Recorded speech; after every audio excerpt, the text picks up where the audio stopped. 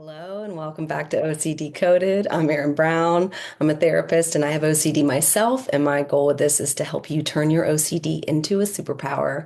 So today we're talking about OCD and conspiracy theories, and I'm a little under the weather as well, but as part of my goal with this and transforming myself and helping others transform, I wanted to just keep up with it, to not worry about showing up perfect, to not have my hair or makeup or whatever be in my voice or whatever it is, then to just still show up. And then thought it was an interesting topic maybe to talk about with conspiracy theories anyway. So I do. I mean, I think conspiracy theories, I mean, that's a whole thing. But with OCD, it's so hard because again, OCD wants a known. It really struggles with the unknown. And conspiracy theories are quite like that in the sense of they're really hard to prove. And so it's this unknown just sitting out there, and it can become quite the obsession to try to figure out what that known is. And it's like our brain really wants to believe there is an answer. So it'll really convince us there must be one or that we must be right. And this is a big part of, I think, that kind of battle with OCD is being able to say, like, thank you, OCD. I know you're trying to help. But when is it helpful and when is it not helpful is such an important discernment. And with conspiracy theories, I think that becomes extra important because, as with astrology, which can be really difficult for OCD because of the so many details and all the factors and patterns and unknowns, but wanting to find an answer from it, wanting to get some kind of solid answer and just kind of outsourcing from wherever we can to try and get this answer from outside of ourselves. But the real goal is to try and look for that answer within and to keep returning to within. And in this day and age, I feel like it's getting harder and harder in some ways to slow down or to center or to not let fear take over. And that's such a big part of OCD is the fear. It's the fear of the unknown, not just the unknown itself. It's that fear of the unknown, which is something we can't know until we go into the unknown, which OCD does not like. And so, but I have to remind myself that when I'm talking or arguing with my OCD in that way of, it's like, will this bring me peace is part of that, one of the questions I ask myself. But it's also just, like my brain will convince me that I don't need to try something because either I've already tried it before and it didn't work, or that won't work for me, or I'm sure it worked for them, but because of this and this and this, or it'll just come up with all these reasons not to try something or not to do something. But that is one of the biggest things is we have to, you have to experience it. You have to make mistakes. OCD doesn't like that either. But that it's the whole goal of being able to walk into the unknown. My brain's going to tell me all the reasons why I shouldn't, but ultimately, until we walk into the unknown, we cannot make it known. There's no way to know the unknown before you walk through it.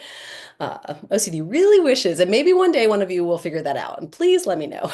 But until then, the goal is to how do we face our fears? How do we learn which fears are safety nets versus which ones are just keeping us in our comfort zone? And I think that goes back to a lot of the conspiracy theory stuff is, I love a good conspiracy theory. I get all wrapped up in them. I've had several times where I was convinced that, one thing or another was happening. I mean, throughout my lifetime, we've experienced Y2K for you youngins.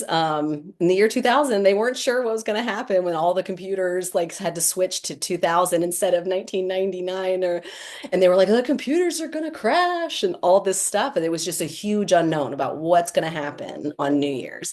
And of course, it was fine. I mean, there was some disruption, but there was, it wasn't. And then 2012 with the whole Mayan prediction and, you know, is the world, is this the end? And there's just been all these different times. And I try to really uh check myself is the way I say it, and that like everyone throughout the ages, people have thought it was the end times. And sometimes it was a transition time for societies, and sometimes it was not. Most of the time it was not the end times. And so how to like check myself with that, where I can feel and sense a shift happening, but that doesn't mean it's the apocalypse. And it's again like my brain kind of, it's almost like my brain would prefer it was the apocalypse because then I would know and could prepare. And I think that's such a part of OCD is, you know, like I just want to know, and like it, or if it could, I would make it my fault just so that I could do something about it. I'm like, okay, well, if it's my fault, then I can change, instead of it feeling like, well, what am I supposed to do about all this? And I feel like that becomes very present in the world today, where there is a lot of change happening and a lot of prophecies. Well, and I think there was even a prophecy recently about something on TikTok or something, which I do not use that.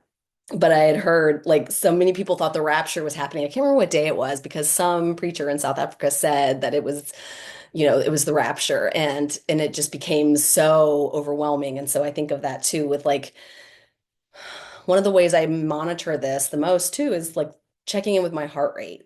That heart is the best indicator you have, and we want to protect our heart, but we also want to keep it open.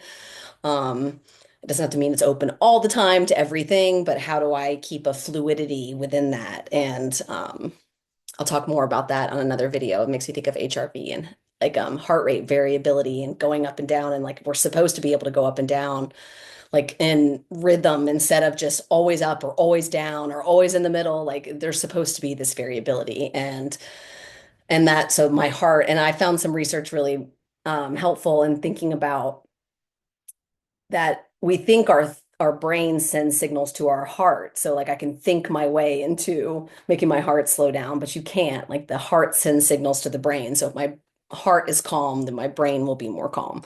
And so I start by focusing on my heart rate. As soon as I know my heart rate is up, if I can feel it in my chest, or if I can feel it in um, in other parts of my body with blood pressure kind of thing, or however, that's my first indicator that, okay, well, maybe it's time to pause, that, that my fear is ramping up, and that when my fear is ramping up, my OCD is going to ramp up and try to control it or make it known so that it can do something about it and not seem so scary.